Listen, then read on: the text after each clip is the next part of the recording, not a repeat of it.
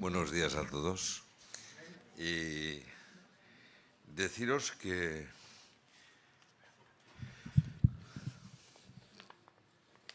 traigo apuntes para 3 veces, pero lo que pretendo en los últimos tiempos especialmente es que yo sé que lo que el Señor me ha dado es palabra de Dios, pero como los profetas de antaño, de lo que recibían, tenían que discernir qué cosa era la palabra de Dios y qué cosa era la palabra de Dios que ellos tenían que transmitir. Así que podría aquí estar hablando 2 horas sobre las Escrituras y ni una palabra de Dios, y nada de la palabra de Dios. Pero mi propósito esta mañana es compartir algo que sé que es un mensaje de Dios, que llevo la carga hace ya varios años y la llevo, yo diría, bendecido por todo lo que el Señor me va enseñando. La última ocasión que estuve con vosotros traté sobre este tema, que es la Iglesia, en base a un texto en la carta a los Colosenses. Y hoy, con la ayuda del Señor, quiero compartir con vosotros, más que una predicación, una reflexión que sea no solamente palabra de Dios en su contenido, sino también en lo que diga, que no me deje nada ni añada nada, ¿no? Y tiene que ver con la visión de Pablo que comparte a los Efesios y que él llama el misterio. El misterio que le fue revelado. Cristo en la Iglesia. Hemos cantado varios himnos acerca de la salvación. Y qué bendición, ¿no? Haber sido redimidos por la sangre de Cristo. Pero hablo por mí primero, y por lo que veo. Y hace algún tiempo he estado buscando himnos que hablen acerca de la Iglesia, Cristo en la Iglesia, y son tan escasos que apenas si encuentras. Pero en realidad la salvación es un medio para que la Iglesia pueda ser realidad, no es el objetivo. Y el objetivo de Cristo es su Iglesia. Y en esta carta no vamos a tener tiempo para tratarlo, pero en esta carta, en el capítulo 5, pone la ilustración, el matrimonio, como ilustración de Cristo y de la Iglesia. Y nosotros aquí lo decimos, eso sí, están muchos himnos, no somos nada sin Cristo, pero es que con Cristo somos Iglesia, no otras cosas. Iglesia, cuerpo suyo, para estar en gloria con Él por toda la eternidad. Este es el diseño. Y el misterio, vamos a decirlo así, tiene otra parte, que es que los gentiles somos partícipes de esta promesa. Esta promesa, el de la Iglesia, que ha estado oculta a lo largo de los siglos, que los profetas escudriñaron y solamente descubrieron acerca de Cristo lo que el Señor les permitió, y los apóstoles y profetas transmitieron y que específicamente el Señor reveló al apóstol Pablo. Así que este es mi propósito esta mañana, compartir un poco sobre esto. Por esto escogí el texto del libro de los Hechos, cuando Pablo va a Mileto, que leeremos dentro. Primero vamos a considerar algunas cosas. Bien, en cuanto a esta carta a los Efesios, que es el tema que nos va a centrar un poco, la Iglesia más que la carta de Éfeso, en cuanto a esta carta a los Efesios, todo apunta que Pablo la escribió junto con la de Colosenses y la de Filemón, y que fue llevada por Tíquico, quien para llegar a Colosas tuvo que pasar por las iglesias de Asia, que son aquellas que a no mucho tardar abandonarían el apoyo al apóstol Pablo. En 2 Timoteo, capítulo 1, versículo 15, Pablo habla de esto. Todos los de Asia me han dejado. No dice que han dejado al Señor, no dice que han dejado de congregarse, dicen que han dejado a un mensajero y a un maestro que el Señor les trajo para que la iglesia fuese construida, edificada y consolidada. Sabemos que esta es la obra del Espíritu, pero Él usa instrumentos.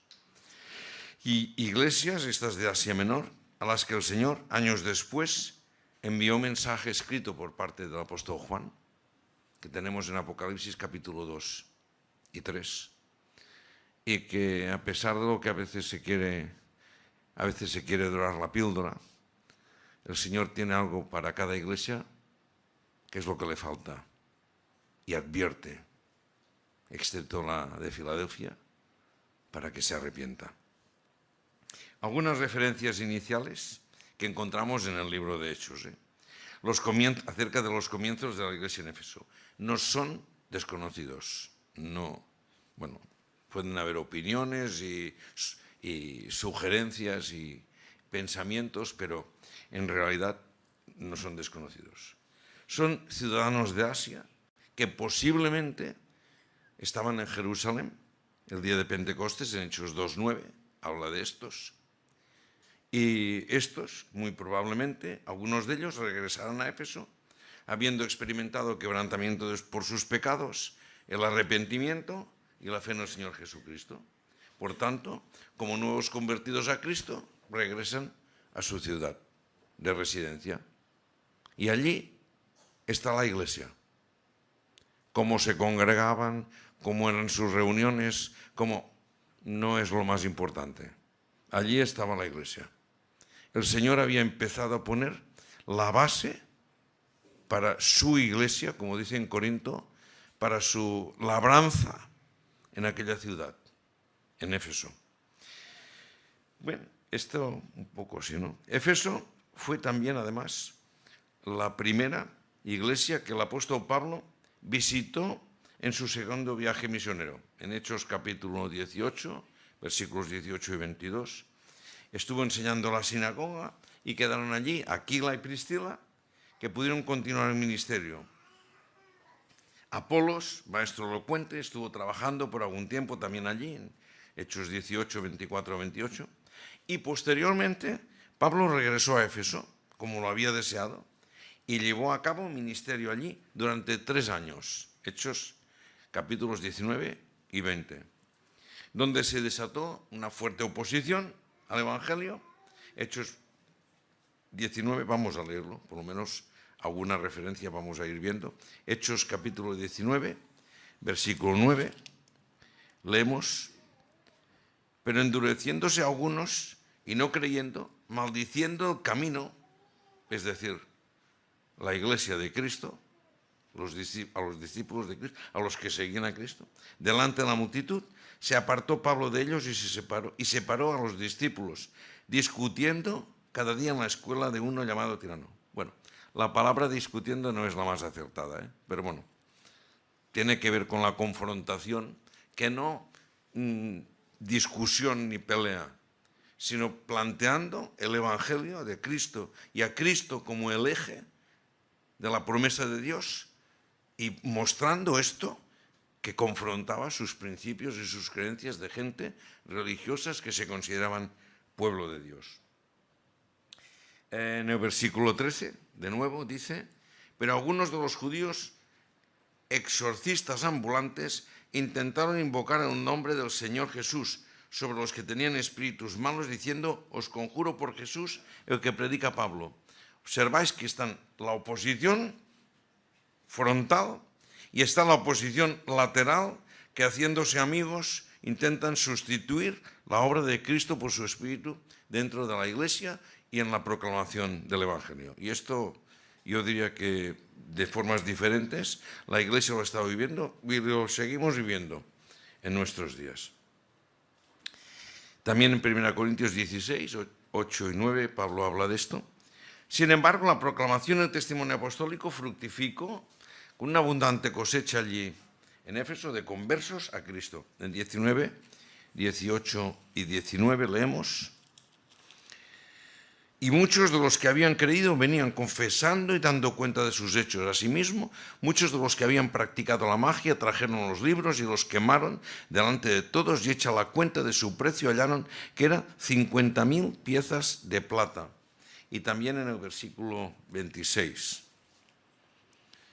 Pero veis y oís que este Pablo no solamente en Éfeso, sino en casi toda Asia, ha apartado a muchas gentes con persuasión, diciendo que no son dioses los que se hacen con las manos. Este es un poco el testimonio que encontramos en el libro de los Hechos acerca de el inicio de la obra del Señor allí en Éfeso. Así Pablo dejó mensaje también a los ancianos, quienes pastoreaban en la iglesia del Señor en Éfeso, y esto fue en la playa de Mileto. Y ahí hemos pasado años y llegamos ya avanzado el ministerio de Pablo. Hechos 20, del 17 al 32, que este sí lo vamos a leer.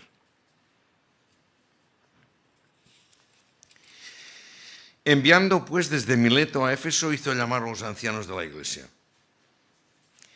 Cuando vinieron a él, les dijo: vosotros sabéis cómo me he comportado entre vosotros todo el tiempo desde el primer día que entré en Asia, sirviendo al Señor con toda humildad y con muchas lágrimas y pruebas que me han venido por las asechanzas de los judíos, y como nada que fuese útil he rehuido de anunciaros y enseñaros públicamente y por las casas, testificando a judíos y a gentiles acerca del arrepentimiento para con Dios y de la fe en nuestro Señor Jesucristo.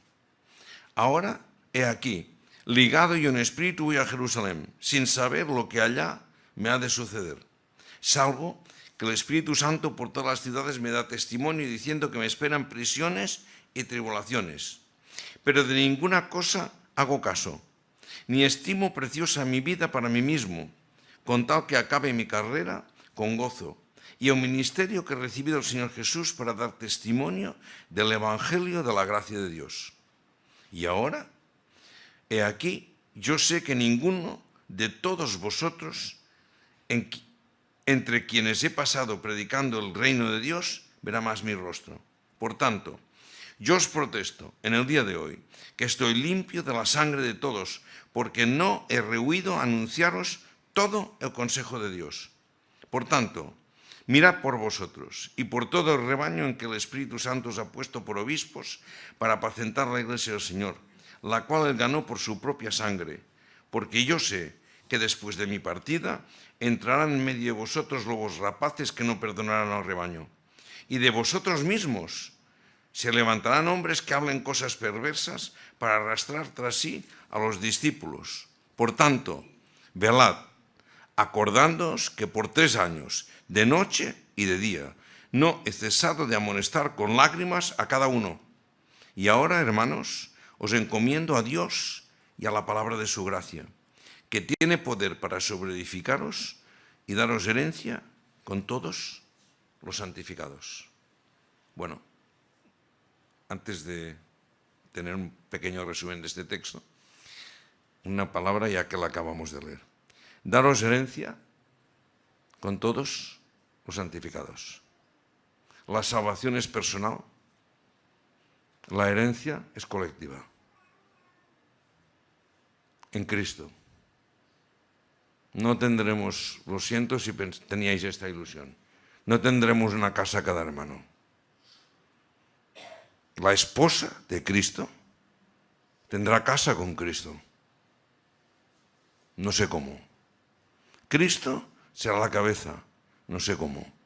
La iglesia somos el cuerpo, tampoco sé cómo. Pero no podremos existir al margen de nuestros hermanos, porque Cristo es la cabeza de cada uno y de todos en particular. Y la herencia es una, no muchas, y es en Cristo uno. Bueno, si queréis, os recomiendo la lectura de la carta a los Efesios. Lectura, relectura y relectura y relectura, porque no tiene desperdicio, toda la palabra de Dios. Pero ahí, en Efesios, capítulo 4, encontramos la unidad Dios, el Padre, el Hijo, la Iglesia, el Espíritu, uno. ¿Cómo? Si no entendemos lo terrenal, si nos cuesta ser uno con nuestra esposa, pero lo somos. No lo hemos de ser, lo somos. Hemos de vivir como uno y vamos descubriendo en qué consiste esta unidad que Dios nos ha dado. Porque hay una pareja en Edén, un hombre y una mujer, Adán y Eva. Y la mujer sale del costado de Adán. Lo de la costilla es otra historia, ¿eh? Pero la palabra hebrea tiene la idea de costado. Y ahora hay una nueva pareja, que no es pareja, es varón y mujer, son uno. Como tú y yo, dice Cristo, Señor Jesús al Padre, así ellos sean uno. Esta es la nueva pareja, el nuevo matrimonio. El varón, Cristo, y la mujer, la esposa, una sola. Y cualquier miembro que se desgarre de ese cuerpo de la esposa, que es el de Cristo, es un desgarre a Cristo. Bueno, son cosas profundas y a la vez sencillas, que si las tomamos y las asumimos, pues entonces yo diría, cantaremos y alabaremos al Señor como resultado de lo que Él nos revela, nos muestra, que está en su palabra, no, pero iluminado por el Espíritu Santo de Dios. Bien, en estos versículos que hemos leído, quiero ser rápido porque me gustaría al menos algunas cuestiones dejarlas plasmadas. Estamos ante un mensaje de encomienda final. Hemos leído capítulo 20, versículo 17. Dice, enviando pues desde Mileto a Éfeso, hizo llamar a los ancianos de la iglesia. Mira, dice en singular. Y el Espíritu no da puntada sin hilo. No dice de las iglesias, de la iglesia. Y da la impresión que eran bastantes. Así que se trataba de diferentes puntos de reunión. Y los ancianos de estas congregaciones pequeñitas de casas, o no tan pequeñitas, eran los ancianos de la iglesia. Y la impresión es que no solamente era de Éfeso ciudad, sino que había más. Bueno, algunos dicen que la carta a los Efesios, esto de los Efesios es una añadidura, pero hay algunas evidencias que dificultan hacer esta afirmación tan categórica. Así que lo tomamos así, en una carta a los Efesios. Y probablemente podríamos decir algo así como Éfeso, o como está en Barcelona, el área metropolitana, ¿no? O sea, todo es Barcelona, ¿no? Pero no es, bueno, pues eso, no vamos a gastar más tiempo en esto. Del 17 al 21, Pablo recuerda el tiempo vivido. Y esto es una acción que la encontramos en las Escrituras, que Dios usa, recuerda. Hay una expresión en el Antiguo Testamento, escucha y recuerda. Escucha y recuerda, siempre. Y Pablo dice, recuerda en estos versículos del 17 al 21 el tiempo vivido con ellos. Y Pablo da unas pequeñas pinceladas que si solamente tuviésemos este pasaje no sabríamos, pero tenemos más. Y aunque en la carta a los Efesios no hay detalles personales, en el libro de los Hechos las encontramos. Y en otras cartas que Tíquico, el mismo hermano, envió conjuntamente. La carta no era un decreto, ni era un escrito de comunicación, sino que era un mensaje para la iglesia, para los hermanos que se reunían y eran parte del cuerpo de Cristo, y los hermanos que la traían, en este caso Tíquico, en el caso de Timoteo, que lo dejó ahí en Éfeso, eran hermanos que se encargaban de instruir esta palabra, y Pablo insiste a Timoteo que no se corte, que no sea cobarde, que diga la palabra, que enseñe las Escrituras a tiempo y fuera de tiempo. Esto manda y exhorta, dice el apóstol Pablo a Timoteo. En los versículos 22 a 25 revela el apóstol Pablo, porque la revelación está escrita, pero Pablo la recibió verbal del mismo Señor Jesús. Y Pablo además tenía la iluminación del Espíritu, porque tenía la presencia del Espíritu en él, como tenemos cada uno de nosotros. Pero la revelación la recibió directamente de Jesús mismo, en cuanto al ministerio de Cristo y su iglesia. Y ahora, no solamente esto, sino que Pablo revela lo que viene anunciado por el Espíritu Santo en los versículos 22 y 23. Ligado, ahora, he aquí ligado yo en el Espíritu y a Jerusalén, sin saber lo que allá me ha de acontecer, salvo que el Espíritu Santo por todas las ciudades me da testimonio diciendo que me esperan prisiones y tribulaciones. ¿Y cómo dice que no sabe lo que le espera? Si dice que el Espíritu Santo le revela que tendrá aflicciones y tribulaciones, porque esto no es lo que le espera. Lo que le espera tiene que ver con el plan y el propósito de Dios como pregonero del Evangelio de Cristo. Y no sabe cuáles son las circunstancias que el Señor va a abrir, las puertas que el Señor va a abrir para que él pueda cumplir el ministerio que el Señor le ha encargado. Ahora, lo de las aflicciones y las tribulaciones y cárceles, esto sí que lo sabe. Bueno, para que veáis cuál es el discernimiento y el propósito y la posición de Pablo respecto al Señor Jesucristo. Bueno, él ha recibido la revelación de qué es la iglesia, él ha recibido esta visión, él la ha vivido, la vive y vive para esto, para cumplir este ministerio, para ser proclamador de Cristo y su evangelio. Bien, pues dicho esto, en el versículo 24, él revela su posición personal en el Señor. Dice: de ninguna cosa hago caso, ni estimo preciosa mi vida para mí mismo. Esto lo sé, pero esto no me echa para atrás, de ninguna manera. Dice: con tal que acabe mi carrera con gozo y el ministerio que he recibido del Señor Jesús para dar testimonio del Evangelio de la gracia de Dios. Y quiero observar dos cosas, dos palabras. Una es la carrera. Acabe mi carrera. Mi carrera empieza cuando el Señor me pone en el punto de salida y termina cuando el Señor me viene a buscar. No hay más historias, ni más nada, que los hombres montan, hacen sus teologías, sus composiciones, pero la carrera es así. La carrera es una carrera impuesta por el Señor, que Él ha establecido punto de salida y el punto final, y lo va a marcar, por descontado. Pero hay otra cosa que es el ministerio.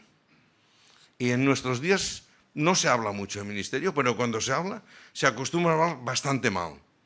Ministerio no es un cargo, el ministro no es uno grande, sino uno pequeño. Porque el origen etimológico de la palabra es este. Minis, uno pequeño.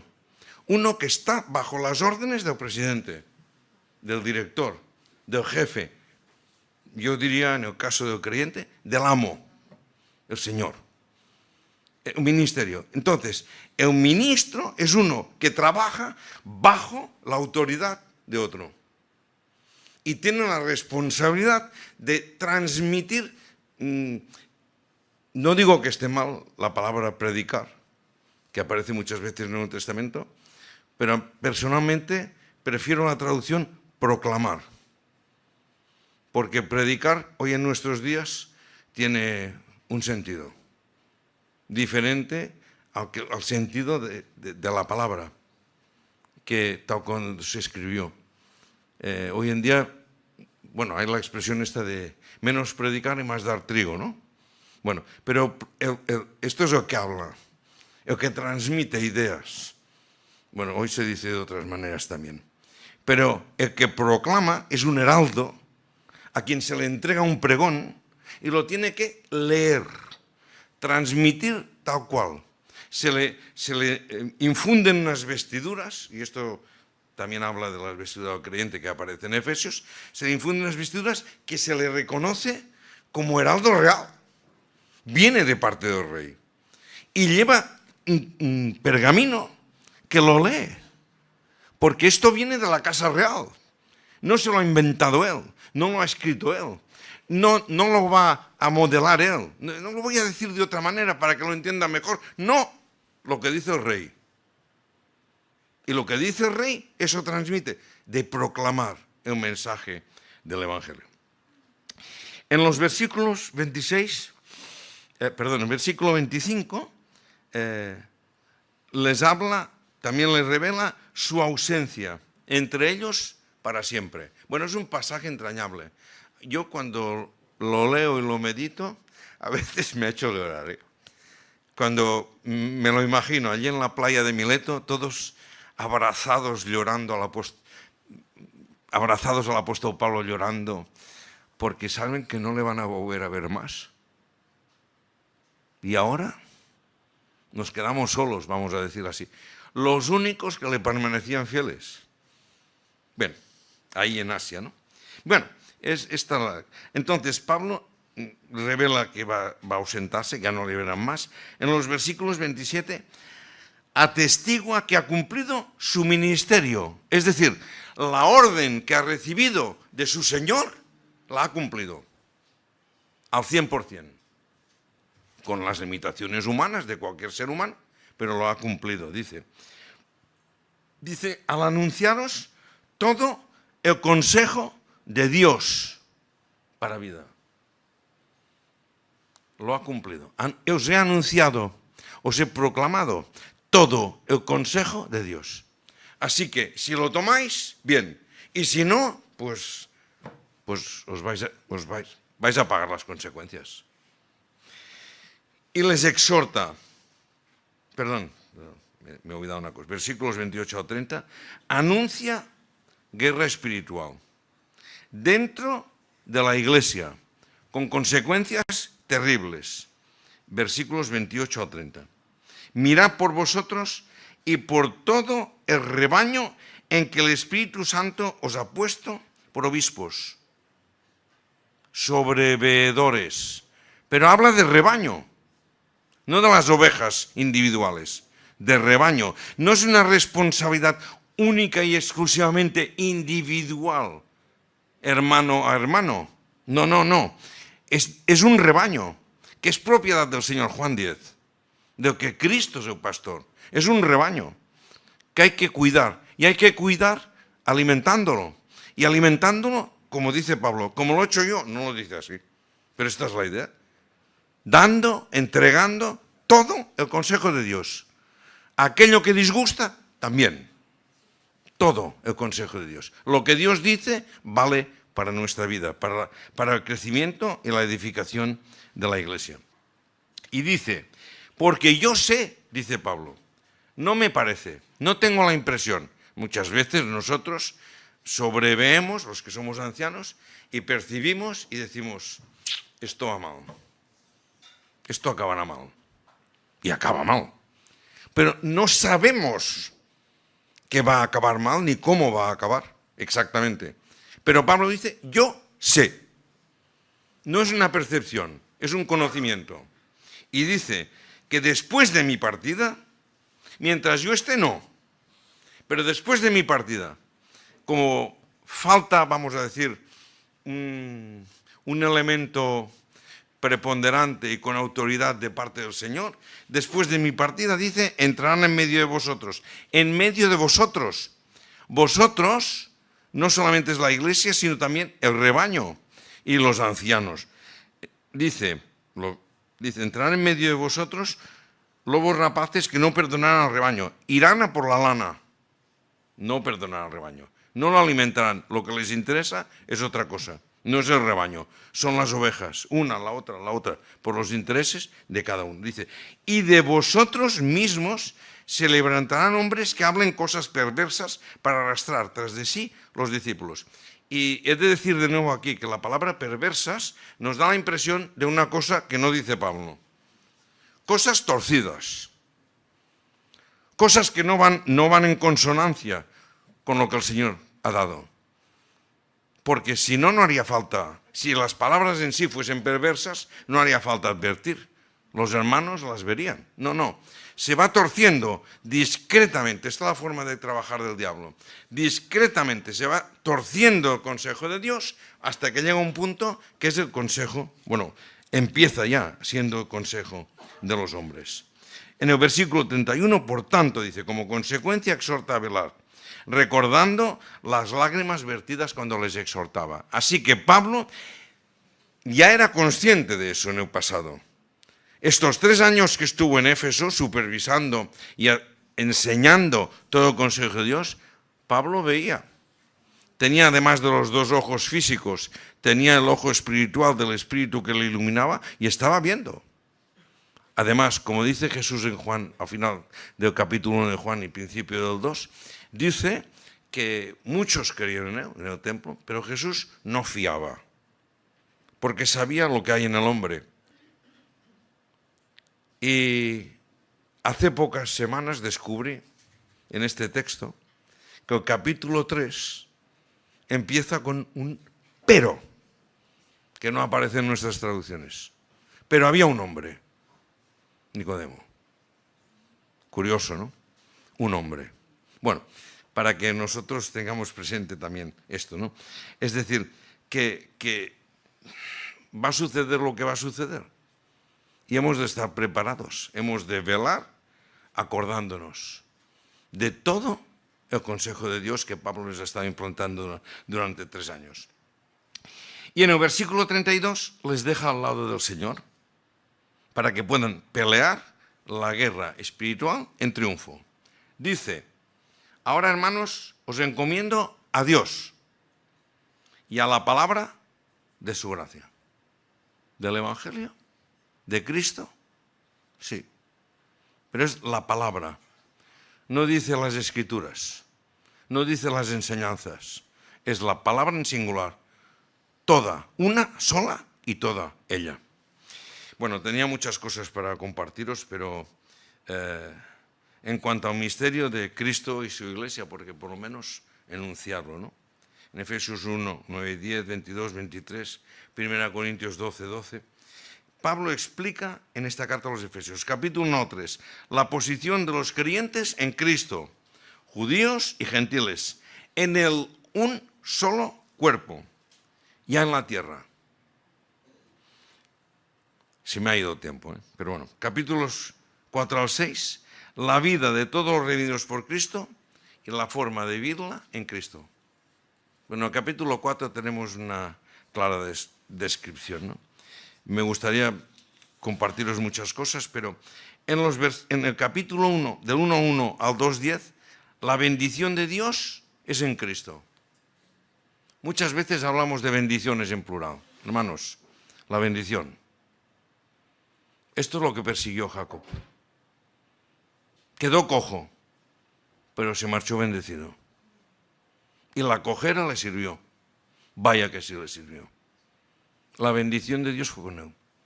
Dejó de ser Jacob, aunque siguió siéndolo, para ser Israel. El que recibe la victoria.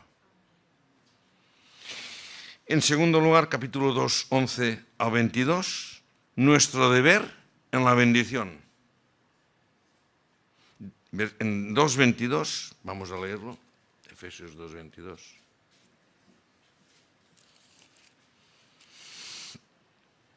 En quien vosotros también sois juntamente edificados para morada de Dios en el Espíritu. No hay posibilidad a individualismos en la iglesia. No la hay. Dice, en quien, en el Señor, vosotros, los gentiles, en Éfeso, también, no solamente, también con los demás, sois juntamente edificados. Con Cristo, dice, fuimos crucificados y muertos. El viejo hombre. Con Cristo fuimos juntamente resucitados, o como se podría traducir, quizá en castellano es un poco feo, con sepultados con muertos, con sepultados y con resucitados, con Él. Este es el valor de su muerte y su resurrección. Y ahora dice que también vosotros también sois juntamente edificados con Cristo, por el Espíritu, en el Espíritu, juntos, todos edificados para morada singular de Dios en el Espíritu. Bueno, y en el capítulo 3:1 hasta el final, nuestra condición para vivir la bendición. No se puede vivir de cualquier manera. La bendición no se recibe como cuando vas al tren y vas con el ticket gratis y entras. No va así. Hay una forma de vida que conlleva el fluir de esta bendición en nuestras vidas. En nuestras vidas y en la vida de la Iglesia, porque no nos engañemos, la Iglesia es lo que somos cada uno de nosotros. Pero cada uno de nosotros no tenemos la libertad para hacer, como dice el refrán castellano, de nuestra capa un sayo. No. Nuestra capa es del Señor. Nuestra vida es del Señor. La Iglesia es del Señor. Mis hermanos son del Señor. Y todo es un solo cuerpo en Cristo, que es la cabeza. Y no hay separaciones, ni historias, ni excusas de ninguna clase. Y si hay que sufrir, esto es el medio, no es el objetivo. Que el Señor usa para bendecir, pues claro. Y no sabemos cómo lo va a hacer, no. Pero sabemos que lo va a hacer. En este cuerpo de Cristo que depende de la cabeza. Bueno, concluyo. Que tenía muchas cosas para compartir, pero es imposible que esto funcione si el amor de Dios no ha sido derramado en nuestros corazones. Y esto, Romanos 5:5, es porque el Espíritu Santo de Dios ha sido derramado en nuestros corazones. ¿Viene a llenar nuestra vida? Sí, ha sido derramado en nuestros corazones. El asiento de nuestra voluntad y de nuestras emociones, ahí ha sido derramado el amor de Dios, sin límite. Lo necesitamos, hermanos. No podemos hacer nada sin esta condición. Es por su presencia en nosotros, aunque no sin lucha, por causa de nuestra humanidad caída. Lucha que en Colosenses capítulo 4 y versículos 2 al 6 resume. Yo pienso que muchas veces pienso que Pablo, como dictó las cartas de Efesios y Colosenses casi juntas, pues hay mucha cosa en cada una que está también en la otra, aunque con matices, ¿no? Dice 4:2, orando también al mismo tiempo por nosotros. Otra observación, cuando leáis Efesios. Nosotros y vosotros. Y luego, primero es nosotros los judíos, vosotros los gentiles, y luego es nosotros la Iglesia. Bueno, orando también al mismo tiempo por nosotros para que el Señor nos abra puerta para la palabra, otra vez, singular, la palabra, todo consejo de Dios, a fin de dar a conocer el misterio de Cristo, por el cual también estoy preso, para que lo manifieste como debo hablar. Observáis, ¿no? Él lo había recibido, él lo sabía, él lo conocía, él lo transmitía, pero necesita las oraciones de sus hermanos para que lo transmita como debe, no de cualquier manera. No vale cualquier cosa, no vale cualquier palabra, no vale cualquier explicación. Ha de ser bajo la dirección del Espíritu. De otra manera, el mensaje sale torcido, porque cada uno de nosotros lo torcemos a nuestra manera, si nos dejamos, si no nos dejamos, vaya. Dice, versículo 5, 4:5 de Colosenses. Andad sabiamente con los de afuera, redimiendo el tiempo. Sea vuestra palabra, es decir, nuestra conversación, nuestro hablar, siempre con gracia, sazonada con sal, para que sepáis cómo debéis responder a cada uno. Observáis dos cosas, Versículo 4. Para que lo manifieste como debo hablar. Yo, dice Pablo. Y vosotros, para que sepáis cómo debéis responder. No es lo que sabéis de vosotros, sino lo que el Espíritu muestra y vosotros toméis, hagáis vuestro y sepáis. porque lo habéis recibido. En tercer lugar, todo esto honra y glorifica al Señor en su iglesia, solo por su amor, no nuestro, pero sí por medio de nosotros. Y a los ancianos, Pablo escribía 5 años después a Timoteo en Éfeso, 2 Timoteo 2:3. Tú pues sufre penalidades como buen soldado de Jesucristo. Recuerdo unas palabras que escuché varias veces de don Eric Bermejo y hasta con el Señor. Él decía que los ancianos han de ser como alfombras en la iglesia. Pero hay de quien los pise. El Señor se va a encargar. Bueno, pues eso. Tú, pues, sufre penalidades como buen soldado de Jesucristo. Y a toda la iglesia, Juan escribió más tarde, a la iglesia de Éfeso, Apocalipsis 2:4. Pero tengo contra ti que has dejado tu primer amor, a Cristo. Te has quedado con la estructura y con palabras. ¿Y Cristo dónde está? Tengo contra ti. Dios le dice a Éfeso, tengo contra ti. Y hoy hay palabra también para nosotros. Hoy también, claro. Apocalipsis 2:7. El que tiene oído, oiga lo que el Espíritu dice a Éfeso, no, a las iglesias. Al que venciere, le daré a comer del árbol de la vida, el cual está en medio del paraíso. Y hermanos, yo no conozco ninguna guerra que se gane sin luchar. Bueno, hay algunas en las que Israel ganó la guerra sin luchar, con una obediencia absoluta. Ante el gran peligro, Dios dice, no hagas nada, porque la batalla es mía. Y Dios les dio la victoria. Bueno, yo creo que tuvieron que luchar contra ellos mismos, ante el inminente peligro no hacer nada y confiar en el Señor. La victoria siempre viene en base a una lucha, a una guerra. Es por ello que el mismo apóstol, que recibió la revelación y la transmitió, exhorta a la lucha en oración. Hemos leído en Colosenses, capítulo 4 y versículos 2-6. Pues el Señor es quien concede la victoria, pero hay que luchar para vencer, porque no hay victoria sin lucha. Y el enemigo se sienta en los bancos de cada iglesia, al lado nuestro.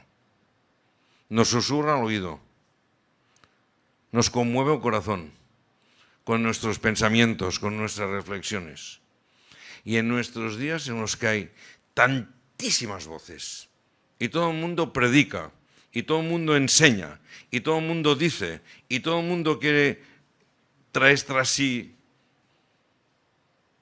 ovejas, vamos a decirlo así, e iglesias, si es posible, pues el diablo usa instrumentos. Se van a introducir, dice. Lo sé, dice Pablo. Sé que detrás de mí va a suceder esto. Y bueno, esta es una palabra para todos. Para mí el primero, Esto es una palabra que necesito ir aplicando. Voy trabajando en ello, pero no es fácil. El sentir humano es un sentir potente. Y cuando nosotros nos sentimos abrumados por la situación de la iglesia, lo venía compartiendo con Gloria en el camino, nos abatimos. Porque estamos desviando la mirada de Cristo a la situación que nos rodea. Y no estamos equivocados. Bueno, no sé, cada uno sabremos, ¿no? Pero mi experiencia es que cuando percibes algo, lo ves. Hay un discernimiento del Espíritu que te permite ver. Pero ese discernimiento del Espíritu que te permite ver, es necesario también aplicarlo a cuál debe ser mi posición delante de todo esto. Yo veo que se hunde barcos, voy a poner solamente una ilustración, hace muchos años, un hermano, bueno, o lo que sea, vino, sí, porque era un maltratador de su esposa, o sea que... Y me dijo, pastor, quiero hablar con usted un momento. Sí, sí, vale. Nos apartamos. Y me dice, el Señor me ha revelado que esta iglesia se va a romper. Y cuando me dijo esto, bueno, yo creo que el Señor me dio la luz para responder adecuadamente, porque no sabía qué decirle. Y le dije, pues no te preocupes. Esta iglesia, como todas, es del Señor. Y si el Señor decide destruirla, está bien. Está bien. Es del Señor. Pero nosotros tenemos que trabajar para que no seamos partícipes de la destrucción. Porque Cristo dijo, yo edificaré mi iglesia, una sola. Entonces no me puedo ir de esta a otra, o de otra a otra, o de otra a esta. Hay una sola. Y lo otro, dices, hermanos, no somos quien para juzgar a nadie. Pero ¿dónde me ha puesto el Señor? Vale, pues ahí donde el Señor me ha puesto, dice que Él, la palabra sigue siendo fiel. Yo edificaré mi iglesia. ¿Esto es parte? Sí. Vale, pues entonces el Señor edifica. Y yo voy a estar del lado del Señor. Aunque tenga que padecer cárceles o persecuciones o tribulaciones, incluso de parte de mis hermanos, aunque sean los más cercanos, no importa. No sé. Sé que voy a padecer. Sí, sí, dice Pablo. Este no es el objetivo. No sé cuál es lo que el Señor va a ponerme delante para mi responsabilidad en el ministerio bajo la autoridad del Señor. Vale, pero sí sé que me va a pasar esto. Bueno, pues lo sé. Estoy avisado, hermanos. Pero cuando nos llega, yo no sé vosotros. A mí personalmente, estábamos conversando sobre una familia y dices, bueno, es que lo primero que he pensado es que no están poniendo la mirada en el Señor. Y lo segundo, ¿sabéis qué ha sido? A mí me pasa lo mismo. Cuando me viene el golpe, me quedo aturdido. Y dices, bueno, pues hay que seguir mirando al Señor, porque está por encima. El sol está por encima de las nubes. No lo veo, no pasa nada. Sigue estando. Y la verdad es que puedo vivir y puedo experimentar el calor del sol aún sin verlo. Y espiritualmente lo mismo. Pero esto implica lucha, hermanos. Aunque venciere, dice. Aunque venciere, en el caso de las 7 iglesias. Arrepiéntete, aunque venciere. Bueno, termino con un versículo en Efesios, capítulo 3, versículo 21. Dice, a Él la gloria en la iglesia y en Cristo Jesús, por todas las generaciones del tiempo de los tiempos. Amén. Me gusta esta expresión. Bueno, veo que, no sé si la Reina Valera, la mayoría, no, pero la I. ¿Cuántas Is faltan en las traducciones? ¿Cuántas Is? Que tienen importancia, ¿eh? Dice, a Él la gloria en la iglesia y en Cristo Jesús. Pues que el Señor nos ayude y os ayude a todos, nos ayude a su iglesia a tener esta visión, este discernimiento en Cristo Jesús y en la iglesia, porque el misterio es Cristo y su iglesia, un solo cuerpo. La esposa que se la va a presentar y que no puedo eludirlo, Apocalipsis 19, no puedo eludirlo. La esposa va a ser mostrada, reflejando, mostrando la gloria de Dios en ella misma a las naciones, supongo, no sé, tampoco lo sé, da lo mismo. Pero dice que va a ser así, va a ser mostrada en esplendor y gloria después que se han celebrado las nupcias, que tampoco las explica. Solamente habla de un banquete en Apocalipsis. De las nupcias no habla, pero habla de un banquete. Entonces, un día lo sabremos todo esto. Pero hermano, que tengamos esta visión, que el Señor nos ayude a esta visión. Somos uno. Y yo puedo ser, como dice Pablo, el peor de todos, que no merezco nada, pero por la gracia de Dios. Y mi hermano, lo mismo. Y mi hermana, lo mismo. Y esta iglesia, lo mismo. Y la otra iglesia, lo mismo. Todos lo mismo.